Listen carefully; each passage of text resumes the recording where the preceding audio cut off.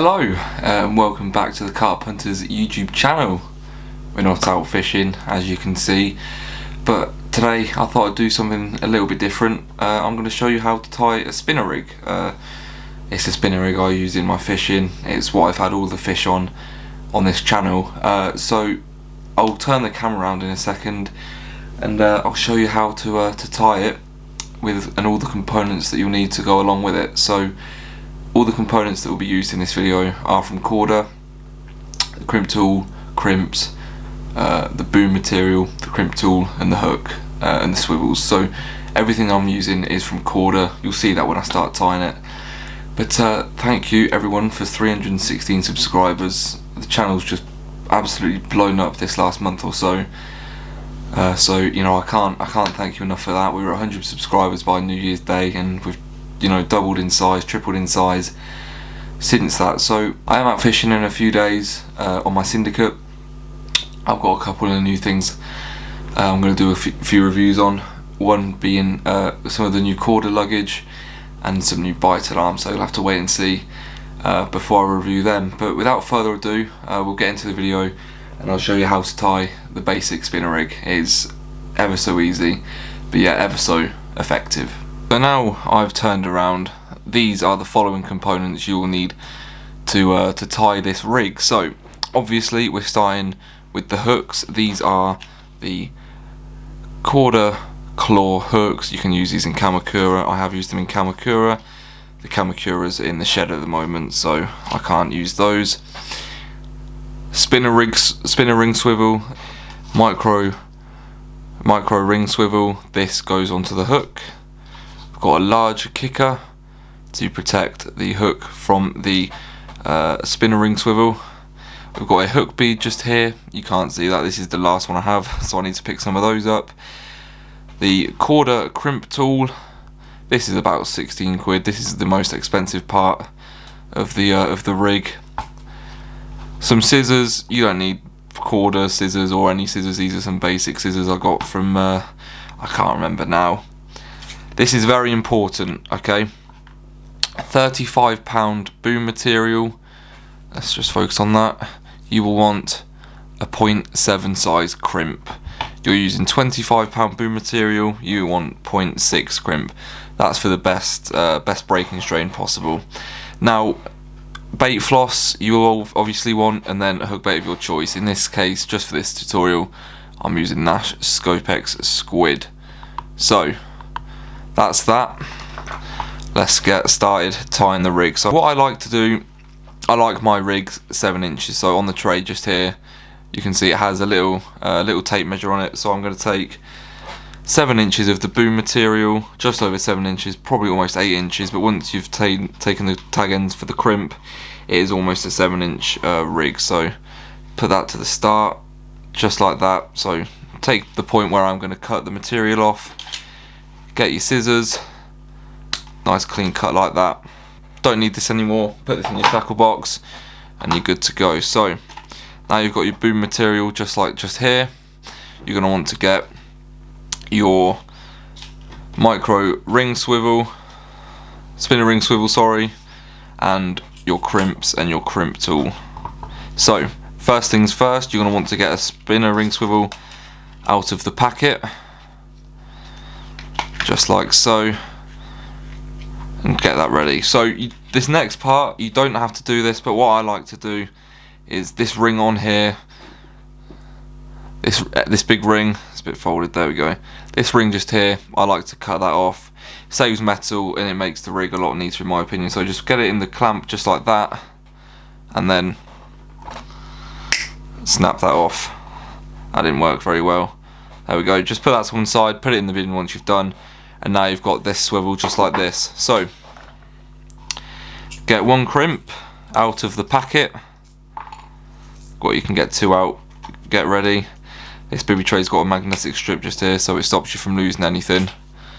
Right, now you've got that, get your boom material, a bit hard to pick up, and then put one end of the crimp in it like so. Bit fiddly this is. Easy under a light like I'm doing in a minute. So one end is now in the crimp, You can see that just like that. Slide it down just so you've got enough room to put the spinner rig swivel on. Put that through the loop on the swivel. Get the tag end just here, the other end, sorry. Put it through the other barrel of the crimp, just so you've got a tiny little tag end, just like so. I hope you can see that. So yeah, just so you've got a tiny little tag end, you can probably see just there. And then pull the swivel and the crimp, so it makes a nice tidy little end, just like that. Perfect. So it's got enough movement to spin 360 degrees. That is obviously the purpose of the Ronnie rig.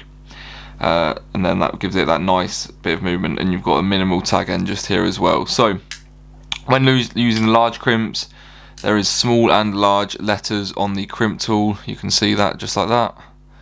Small and large just there. And then you want to put the large crimp into the large slot of the crimping tool, just like so. Make sure it's not twisted, and make sure you don't crimp it flat. You've got to be very careful with this, because this is the integrity of the rig right here. Once it's in like so, double check it, it's all in properly, it's not going to get crushed in the wrong way, and just squeeze it like so. Squeeze it down.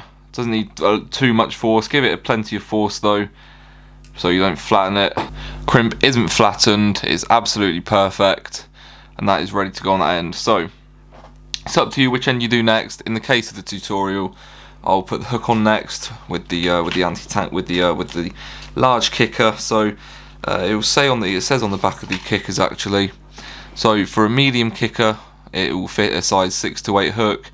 Large kickers will fit a size 2 to 4 hook, and then your small kickers will fit a size 10 hook. So make sure you do double check what hook size you're using compared to what kicker you're using before you do go out and buy any of this. So look, basically, if you're going to use a size 4 hook, make sure you get the large kickers. That is basically the rule of thumb. So I've got my kicker just here, got my spare crimp just here, put it on the magnetic part of the bivvy table. Now what you want to do is get your size 4 claw hook.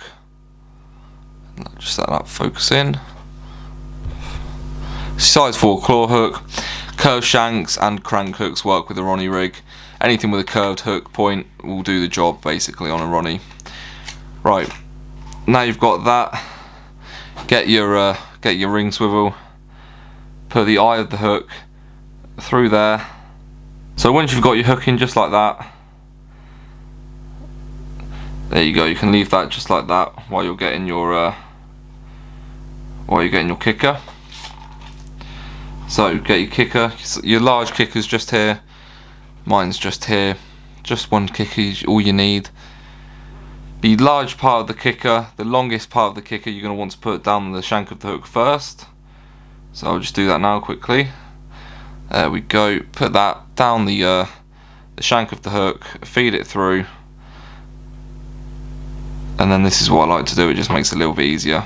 Get your crimp tool, don't press too hard on the hook, just put it through one of those things, and then pull that kicker down the barrel of the swivel, just like so, until it's covered.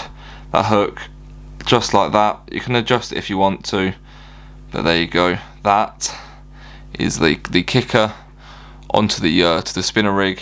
It will sit just like that. So when it's in the water, if you've balanced it properly, it will sit just like that in the water. So next, you've got your next crimp. We're going to put this in here. No attachments needed. This is the easy part of the process. Get your barrel, put it in one end of the boom material. Just feed that through. There we go, just like that, until it's all the way through. Doesn't matter how long you take. Just doesn't matter how much material you take at this point. Slide that back through. Just like that. Now that's all the way through. Choose how much tag end you want. Ideally you want next to none. It's just enough. Probably about that. Slide it all the way back through. You want just enough for your quick change your quick chain swivel on your helicopter system or your lead clip system, whatever you're using in that case. About that is enough. Get your large crimp section, place it in like so. Make sure you don't mess this bit up because this is integral to the strength of the rig. You've got to make sure this bit is perfectly straight. Does take a bit of filling, but once you've got that in there, just like that, just like that,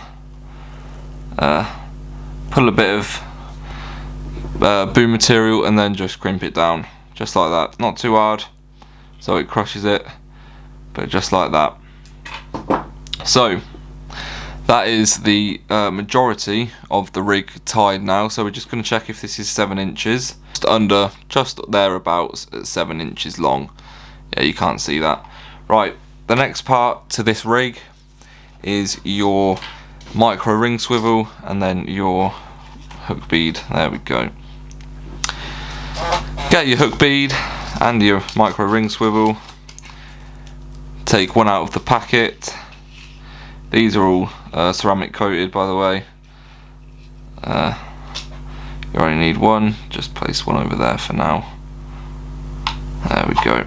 Right, you've got that. Place the large hook, the large ring, sorry, through the shank of the hook, and you just leave it down there, just like so. Get your hook bead. This is the most fiddly part of the whole thing. There we go. Slide that through. Most of you know how to do this, and like I always say in all my videos, you want your hook bead, if it'll focus, you want your hook bead opposite the barb, just like so. Okay, so now you've got the main part of the rig tied, you'll be able to see there is an awful bend in the boom material. So this is where these come into play. I only have one of these to show you at the minute, not sure where the other one is, but luckily we can use the crimp tool for the other half of that. So get your end of it, put it in the hook just here, and then what I like to do, get one of the gaps in the crimp, put your hook through that so it doesn't flatten the hook or damage it or anything, just like that. Get it in the large crimp, and you're just going to want to stretch it out. There we go, just keep stretching it out, give it a strength test. I'm putting on that as hard as I can, you can probably see I'm shaking, and that'll be pretty much straightened out now. So you could probably do with a tiny bit more straightening out, but just look how much difference that made immediately. So that is almost ready to cast out now. Clearly you're not going to cast it out without a hook bait, so hook bait of choice, even though I'm not fishing, is the Nash Scopex Squid pink pop-ups. You know these already if you've watched the channel. If not, one of my all-time favourite pop-ups, hence how empty the tub is. So we're just going to get one of these out, don't need 3, just one. Put this to a side, and now you're going to get your bait needle and your bait floss. Now if you're using a kicker, you might potentially want to use a bait screw, or you could potentially still use that, or you know, if you're using a hair, you'd use a hair stop. I've actually got one just here, packet just here, some of the Fox hair stops. These I use for my solid bags. But yeah, this is about the Ronnie rig, the spinner rig some might like to call it, or the Ronnie rig. The actual name's a spinner rig, but what you call it, it doesn't really matter, it does the same job. Take a few inches of the quarter bait floss, and then you're going to want to put that aside. Get your hook bait and then your needle. Try and get it pretty much center on with the boilie. That's not my best work ever, but that'll do for today's purposes. You're going to want to get your bait floss, wet the end that you're planning on threading through there. Just makes it a bit easier if the edges are a bit rough. This is really hard to show on camera because it's so tiny. Right, that's in there. Just make sure they're both even, so it just makes it easier putting the bait floss from the boilie. There you go, just like that. pick your bait floss back up, get it in your hand like so. This is very waxy material. Like to just put it in one hand like that. Put the bait screw through there. Not the bait screw, sorry, the bait needle. Push the boilie through until you have no tag end, and then push the bait until it just covers the body of the swivel, just like that. That is almost ready to go. So I'll chop this end off just here, and then we will burn this down with a lighter. Got my handy clipper lighter just here. Just take the tag end of this, burn it down till it's nothing, and then once it's burning on the end, press against the side of the lighter. That's not my finest work ever. Press against the side of the lighter, and there you go. Bob's your uncle. You're ready to go fishing. So if you have presented your rig correctly, we can put a bit of rig putty on it for demonstration purposes. This is some of the ESP tungsten putty. Oh, that's a bit hard to open. There we go. So get a bit of your tungsten putty, get a tiny blob off, just like that. And then what you do, what I like to do anyway, get where your crimp is, put it on widthways, fold it over, and then just keep rolling it round in your fingers. Doesn't have to be the neatest thing in the world, you know. This isn't going to an art exhibition. This is going to the bottom of a lake where fish are feeding, and there you go. Lovely bit of tungsten putty there. It's going to critically balance the pop up or wafter, whatever you're using, and there you go. But that is literally everything you need to tie, you know, one of the most popular, one of the most easiest rigs in modern carp fishing. So that's that. Let me just put the bait needle through here so you can properly see it. So there we go. There you have the oh, sorry about the camera. There you have the, let me just get that properly. There you have the rig in all of its glory. This will catch fish, don't you worry about that. And yeah, like I said, it will sit on the bottom all nice and neat until a fish comes past.